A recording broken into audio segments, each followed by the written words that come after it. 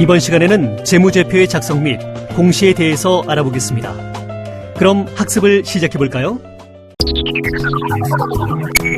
재무보고와 재무제표.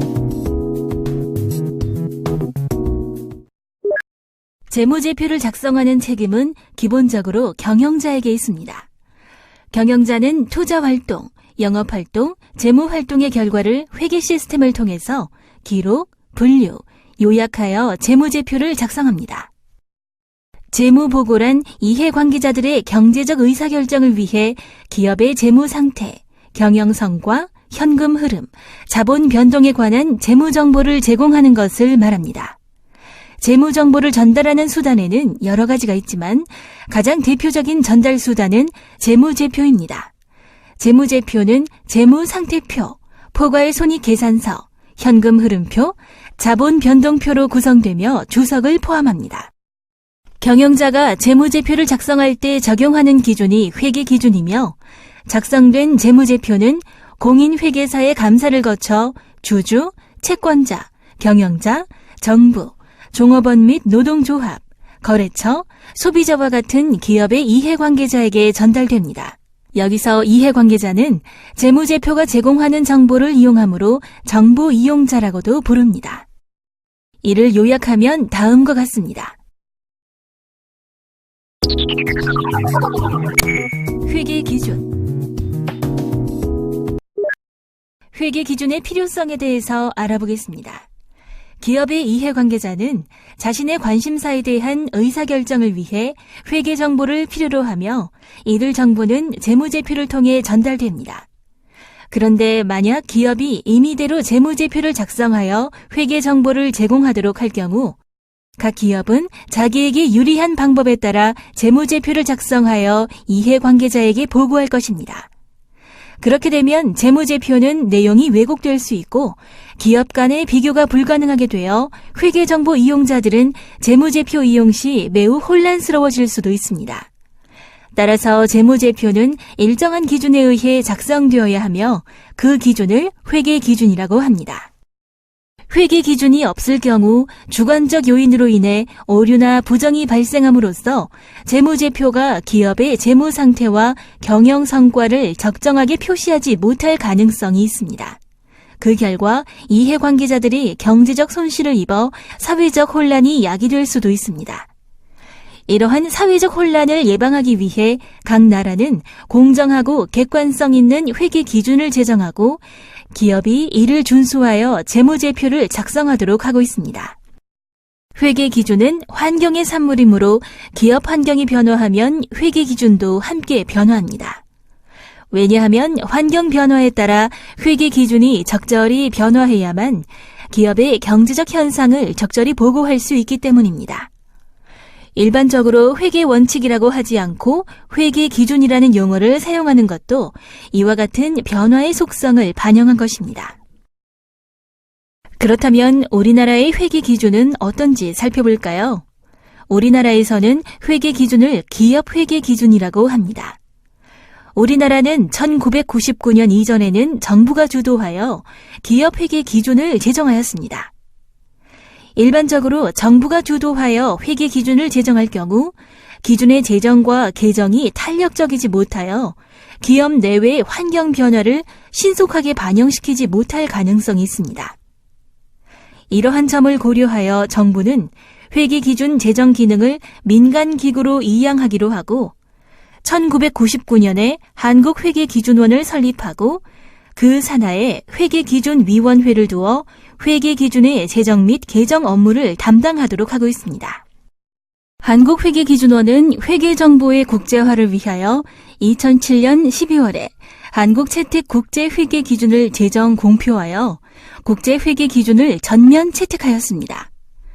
한국채택국제회계기준은 한국회계기준원이 국제회계기준을 한글로 번역하여 제정한 것으로서 2011년부터 모든 상장 기업에 적용을 의무화하였습니다. 한편 회계기준위원회는 2009년 12월에 일반 기업 회계기준을 제정, 공표하고 주식회사 등의 외부 감사에 관한 법률의 적용 대상 기업 중 한국채택국제회계 기준을 적용하지 않는 비상장 기업에 2011년부터 적용을 의무화하였습니다. 2011년부터 한국채택국제회계 기준과 일반 기업회계 기준의 적용이 의무화되면서 그 이전까지 적용되던 우리나라의 회계 기준은 모두 폐지되었습니다. 한국채택국제회계 기준과 일반 기업회계 기준은 모두 주식회사 등의 외부 감사에 관한 법률에 따라 공인회계사의 외부 감사를 받는 기업들에 적용되는 회계 기준입니다. 그러나 외부 감사를 받지 않는 소규모 기업의 경우 회계 시스템이나 인력이 제대로 갖추어지지 않아 이들 기업에게도 일반 기업 회계 기준을 적용하도록 하는 것은 실무적인 부담이 큽니다. 법무부는 소규모 기업들의 이러한 부담을 덜어주기 위해 2013년 2월에 중소기업 회계 기준을 제정 공표하고 2014년부터 적용하도록 하였습니다. 한편 비영리 조직이 사회적 보고 책임을 충실히 이행할 수 있도록 비영리 조직의 회계를 투명하게 하여 활발한 기부 문화를 이끌어내야 한다는 사회적 요구에 부응하기 위해 회계기준위원회는 2017년 7월에 비영리 조직 회계 기준을 제정 공표하고 2018년부터 적용하도록 하였습니다.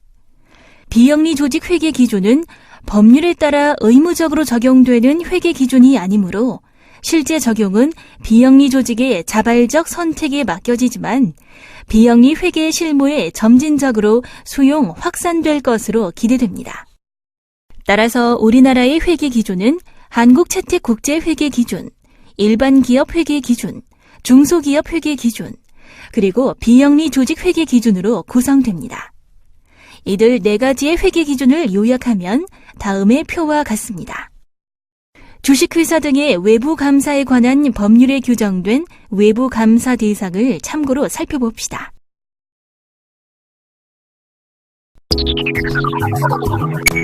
회계 감사. 회계 감사는 재무제표 감사라고도 하는데 기업이 작성한 재무제표가 기업 회계 기준에 의하여 적정하게 작성되었는지를 검증하는 것입니다. 재무제표는 그 기업의 이해관계자는 물론 사회에 미치는 영향이 크기 때문에 정보 이용자가 믿을 수 있도록 작성되어야 하며 회계 정보가 의사결정에 도움을 주기 위해서는 그 회계 정보에 독립적인 제3자가 신뢰성을 부여할 필요가 있습니다. 따라서 기업은 재무제표를 외부 감사인이 감사하도록 함으로써 재무제표에 대한 신뢰성을 제고시킵니다. 외부 감사인인 공인회계사는 기업이 작성한 재무제표가 기업 회계 기준에 따라 적정하게 작성되었는지를 감사하고 감사 의견을 표명합니다. 감사 과정에서 중대한 왜곡 사실이 발견되면 적정 의견을 받지 못하여 기업이 불이익을 받을 수도 있습니다. 공인회계사가 재무제표를 감사할 때 검토해야 할 내용 및 검토 방법, 감사 결과 보고 방법 등을 정한 것이 회계 감사 기준입니다. 공인회계사가 재무제표를 감사하고 표명할 수 있는 의견은 다음과 같이 적정 의견, 한정 의견, 부적정 의견, 의견 거절의 4가지가 있습니다. 적정 의견은 기업이 작성한 재무제표가 기업 회계 기준을 준수하여 작성되었을 경우에 표명되는 감사 의견입니다. 한정 의견은 기업이 작성한 재무제표의 내용 중 일부가 기업 회계 기준에 어긋나거나 감사 자료가 불충분한 경우에 표명되는 감사 의견입니다. 부적정 의견은 기업이 작성한 재무제표가 전반적으로 기업 회계 기준을 심각하게 벗어난 경우에 표명되는 감사 의견입니다. 마지막으로 의견 거절은 감사인의 독립성 결여 또는 감사 실시가 불가능한 경우 감사 의견을 표명하지 않는 것입니다. 4가지 감사 의견 중 감사 보고서에 가장 일반적으로 표명하는 감사 의견은 적정 의견입니다. 적정 의견이 표명된 외부 감사인의 감사 보고서를 예시하면 다음과 같습니다. 참고해서 살펴보세요. 국제회계 기준. 이번에는 국제회계 기준의 필요성에 대해서 알아보겠습니다. 과거의 대부분의 국가는 자국의 경제 환경에 적합한 회계 기준을 제정하고 이를 적용하여 재무제표를 작성, 공시하였습니다. 그런데 국가마다 경제 환경에 차이가 있어 회계 기준은 서로 다릅니다. 그 결과 회계 정보의 국가 간 비교가 어려워 기업이 국제 자본시장에서 자금을 조달할 때 자국의 회계 기준에 따라 작성된 재무제표를 다른 국가의 회계 기준에 따라 수정해야 하는 부담이 있었습니다. 또한 국제적인 투자자들은 국가마다 상이한 회계 기준에 따라 작성된 각국의 재무제표를 비교 분석하는 데 많은 어려움이 있었습니다. 이와 같이 국가 간 회계 기준의 불일치는 회계 정보의 국가 간 비교를 어렵게 하여 국제 자본시장의 활성화를 저해하는 주된 요인으로 지적되었습니다. 국가 간 회계 기준의 불일치에 따른 이러한 문제점을 해결하기 위하여 국제적으로 통일된 회계 기준의 필요성이 제기되었습니다.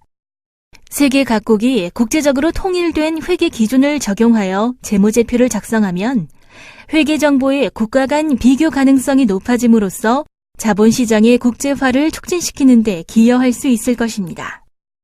이번에는 국제회계 기준의 제정에 대해서 알아보겠습니다. 국제적으로 통일된 회계 기준의 필요성이 제기되매 이에 대처하기 위해 1973년 영국의 주도하에 미국, 프랑스, 일본 등 9개국이 참여한 가운데 런던에서 국제회계기준위원회가 설립되어 국제회계 기준을 제정하여 왔습니다. 그러나 IASC는 다른 국가들에게 IAS를 적용하도록 강제할 권한이 없었으며 IASC 회원국들조차도 IAS를 적용하지 않고 자국의 회계 기준을 적용하였습니다. 이와 같이 IASC의 노력에도 불구하고 IAS의 적용이 세계적으로 확산되지 못하였기 때문에 IASC를 새로운 조직 구조로 변화시킬 필요성이 제기되었습니다.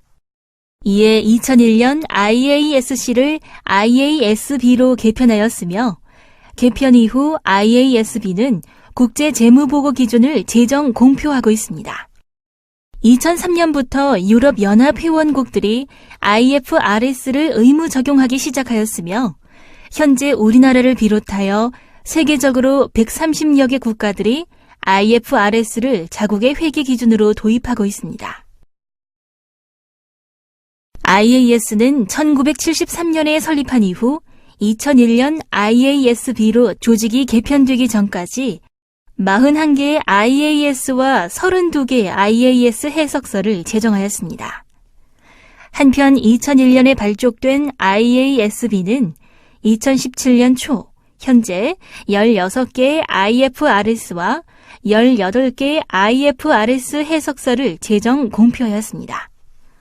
IASB가 발족되면서 그 이전에 IASC가 제정했던 IAS와 IAS 해석서는 폐지되는 것이 아니라 IASB에 의해 IFRS와 IFRS 해석서가 제정될 때마다 관련된 IAS와 IAS 해석서가 단계적으로 폐지되고 있습니다.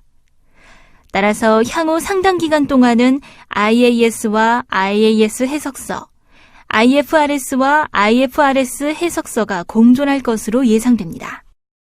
일반적으로 국제회계 기준이라고 하면 영문으로는 IFRS라고 표기하지만 여기에는 IASB 조직하에서 제정된 IFRS 및 IFRS 해석서와 이전에 IASC 조직하에서 제정된 IAS 및 IAS 해석서를 모두 포함합니다.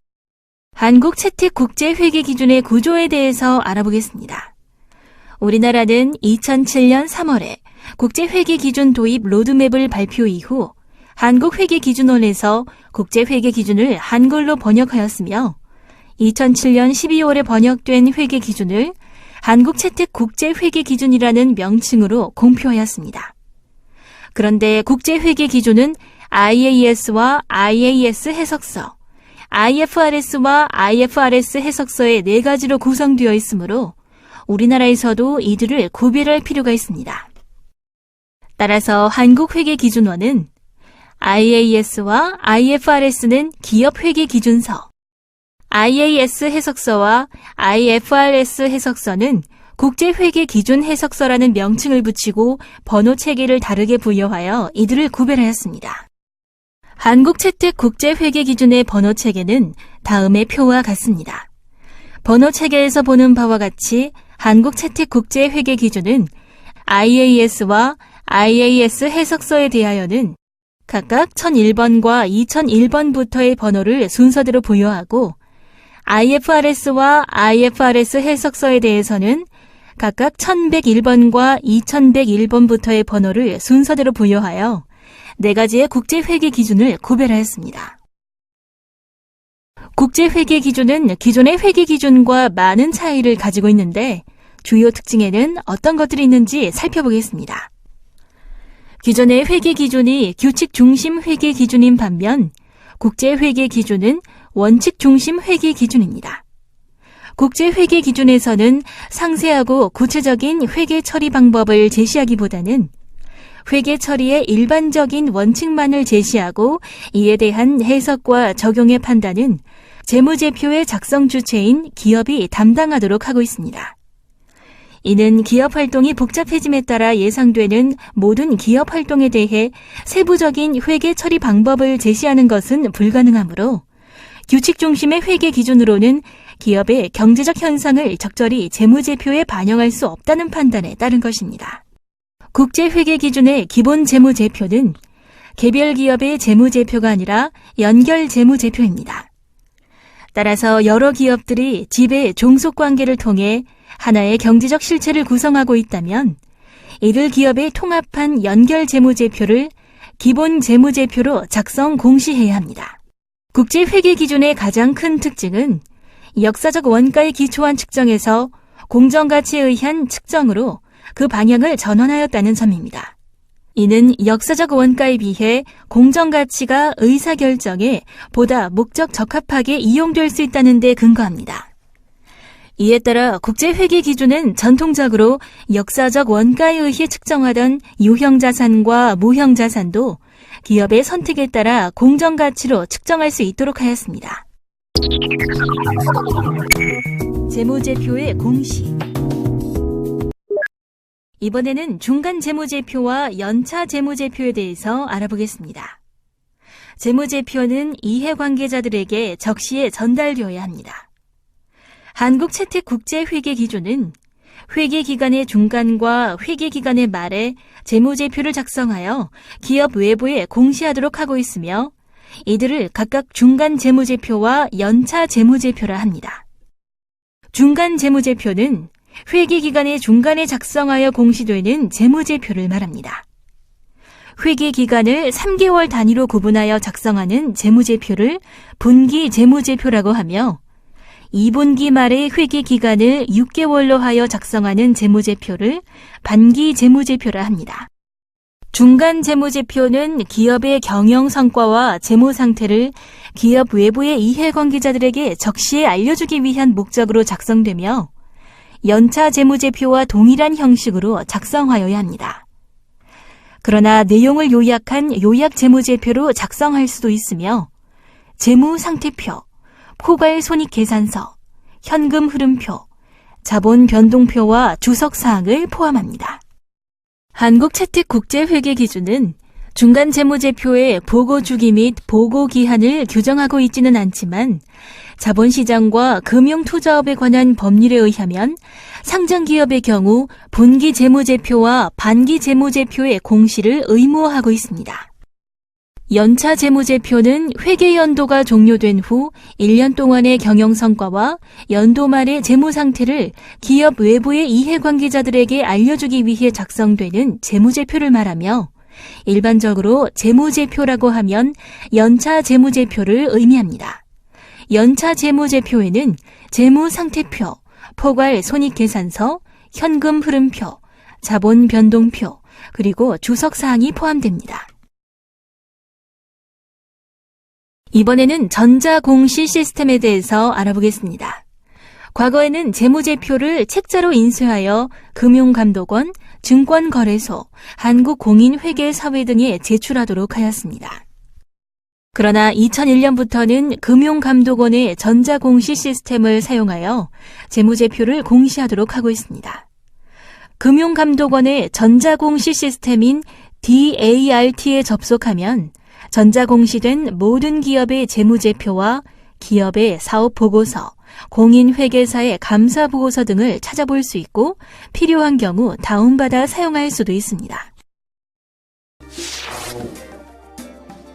지금까지 학습한 내용을 퀴즈를 통해 확인해 보도록 하겠습니다. 스타트 버튼을 눌러 퀴즈를 풀어보세요.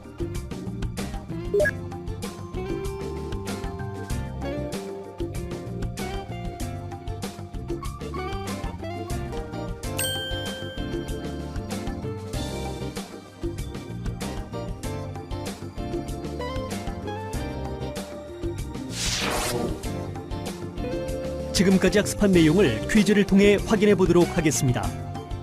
스타트 버튼을 눌러 퀴즈를 풀어보세요.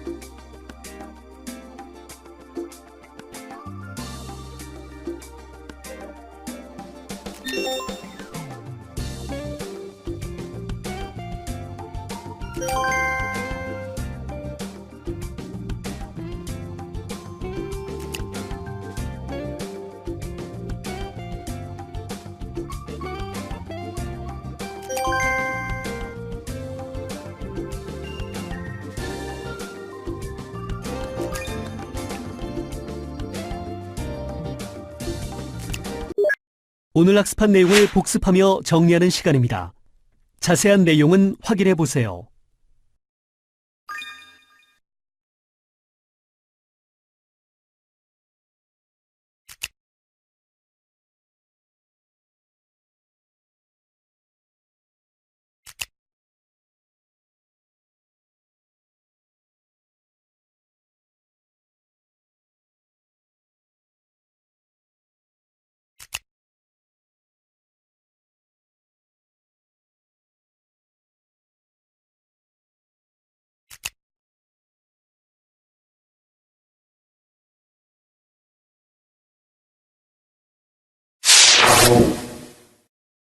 수고하셨습니다.